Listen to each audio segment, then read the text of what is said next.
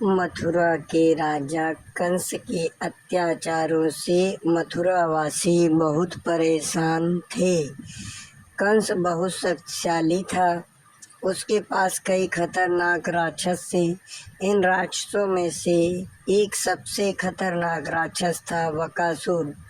बगुले का रूप धारण करने के ही कारण उसे बकासुर कहा गया।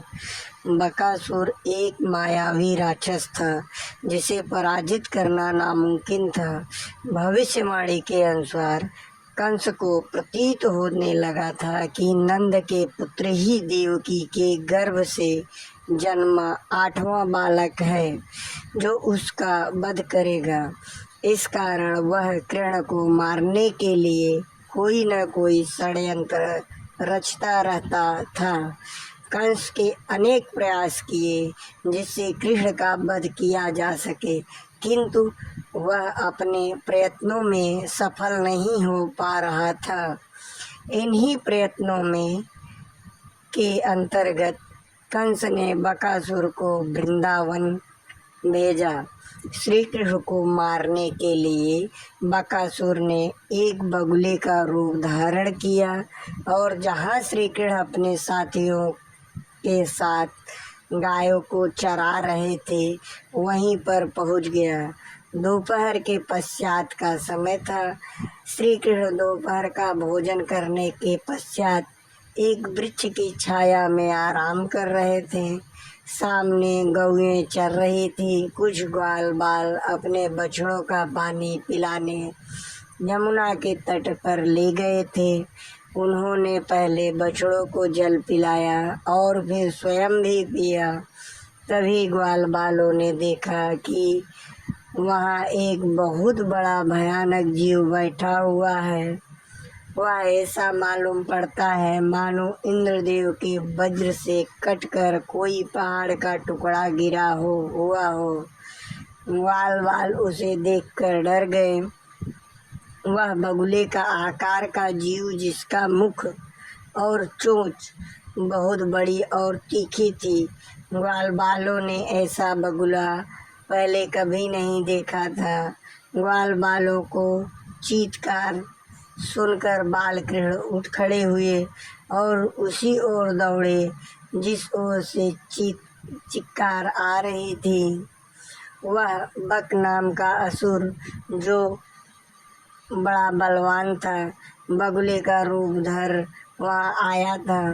वह विकराल आँखों के लिए गुड़मुड़ा कर पानी में बैठा था। बालकृष्ण समझ गए कि यह कोई राक्षस है।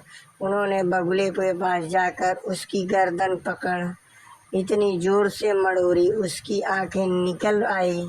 भगवान की पकड़ से उसे सांस लेने में दिक्कत होने लगी। वह धरती पर गिर गया, लेकिन मौका पाकर उसने झपट कर कृष्ण को निगल लिया। जब बलराम आदि बालकों ने देखा कि वह बड़ा भारी बगुला श्री कृष्ण को निगल गया है, तब उनकी वही गति हुई जो प्राण निकल जाने पर इंद्रियों में होती है। वे अचेत हो गए। कुछ परेशान होकर घरों की तरफ चिल्लाते हुए भागने लगे। श्री कृष्ण लोक पितामह ब्रह्मा के भी पिता हैं। वे लीला से ही गोपाल बालक बने हुए हैं। जब वे बगुले की तालू के नीचे पहुँचे तो इतनी गर्मी पैदा कर दी कि उसका तालू आग के समान जलने लगा। एक बार फिर बगुला परेशान हो गया। अतः उस दैत्य ने अपना मुख खोलकर श्री कृष्ण के शरीर पर बिना किसी प्रकार का घाव किए ही झटपट उन्हें उगल दिया। श्री कृष्ण के बाहर आने के बाद फिर वह दैत्य बड़े क्रोध से अपनी कठोर चोंच से उन पर चोट करने के लिए टूट पड़ा। बकासुर अभी श्री कृष्ण को पर झपट ही रहा था कि उन्होंने अपने दोनों हाथों से उसके दोनों ठोड़ पकड़ लिए और ग्वाल बालों के देखते देखते ही खेल में उसे चीर डाला। बकासुर अपने असली राक्षस रूप में प्रकट होकर धरती पर गिर पड़ा और मर गया। राक्षस को देख सभी लोग भयभीत हो गए। तो इस प्रकार भगवान श्री कृष्ण ने